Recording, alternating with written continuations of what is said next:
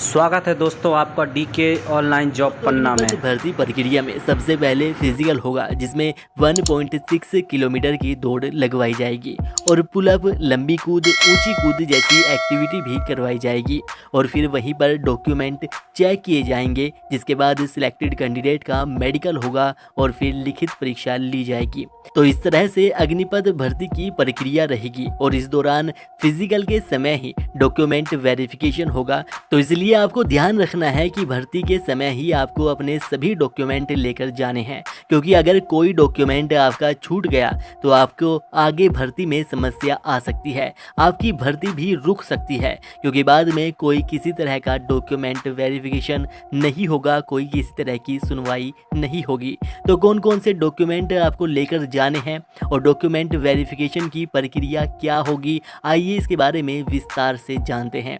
तो सबसे पहला डॉक्यूमेंट है आपका एडमिट कार्ड, जिसे ऑनलाइन निकलवा कर आपको उसकी फ़ोटो स्टेट करवा लेनी है और ध्यान रहे कि प्रिंट क्लियर आना चाहिए, उसमें सब कुछ स्पष्ट दिखना चाहिए। आधार कार्ड भी आपको लेकर जाना बहुत ही ज़रूरी है। आपके आधार कार्ड में आपका नाम, एड्रेस सब कुछ सही होना चाहिए। आपको अपने बिना अटेस्टेड किए हुए 20 पासपोर्ट साइज रंगीन फ़ोटो लेकर जाने हैं। फ़ोटो आपके 3 महीने से अधिक पुराने नहीं होने चाहिए। फ़ोटो का बैकग्राउंड सफ़ेद होना चाहिए और सिख उम्मीदवार को छोड़कर बाकी सभी उम्मीदवारों के फ़ोटो प्रॉपर हेयर कटिंग और क्लीन शेव में होने चाहिए। उम्मीदवार को अपनी 10th, 12th और बाकी जो भी कोर्स किया है, चाहे किसी भी यूनिवर्सिटी या बोर्ड से किया है, सभी के मार्कशीट और सर्टिफिकेट लेकर जाने ज़रूरी है। 8वीं पास कैंडिडेट को अपनी 8वीं की मार्कशीट और ट्रांसफ़र सर्टिफिकेट दोनों लेकर जाने ज़रूरी हैं, जो कि स्कूल इंस्पेक्टर या जिला शिक्षा अधिकारी के द्वारा अटेस्टेड होने चाहिए। कैंडिडेट को अपना डोमिसाइल सर्टिफिकेट भी लेकर जाना ज़रूरी है, जिस पर कैंडिडेट का फ़ोटो होना चाहिए और वह तहसीलदार या डीएम के द्वारा अटेस्टेड भी होना चाहिए। जाति प्रमाण पत्र, जिस पर कैंडिडेट का फोटो होना अनिवार्य है और वह भी तहसीलदार या डीएम के द्वारा अटेस्टेड होना चाहिए। धर्म प्रमाण पत्र भी लेकर जाना होगा, जो कि तहसीलदार या डीएम के द्वारा अटेस्टेड होना बेहद ज़रूरी है। स्कूल कैरेक्टर सर्टिफिकेट, यह आपको उस स्कूल या कॉलेज से बनवाना है जहां से आपने आखिर में पढ़ाई की है और उस पर आपके स्कूल या कॉलेज के हेडमास्टर या प्रिंसिपल के साइन होने चाहिए। इसके साथ ही चरित्र प्रमाण पत्र भी लेकर जाना होगा, जो कि 6 महीने से अधिक पुराना नहीं होना चाहिए। उस पर आपका फ़ोटो लगा होना चाहिए और वह आपके ग्राम सरपंच या नगर निगम के द्वारा अटेस्टेड होना चाहिए। अविवाहित प्रमाण पत्र, अगर आपकी उम्र 21 साल से कम है तो आपको अविवाहित प्रमाण पत्र लेकर जाना होगा। यह 6 महीने से अधिक पुराना नहीं होना चाहिए। इस पर आपका फ़ोटो लगा होना चाहिए और सरपंच या नगर निगम के द्वारा अटेस्टेड होना चाहिए।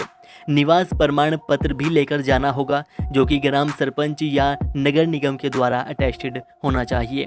रिलेशन सर्टिफिकेट, यह उन कैंडिडेट को बनवाना होगा जिनके पेरेंट्स आर्मी में है या रिटायर हो चुके हैं। एनसीसी सर्टिफिकेट, अगर आपने एनसीसी की है, आपके पास ए, बी या सी में से कोई भी सर्टिफिकेट है तो आप उसे लेकर ज़रूर जाए और वह एनसीसी ग्रुप कमांडर्स के द्वारा अटेस्टेड होना चाहिए।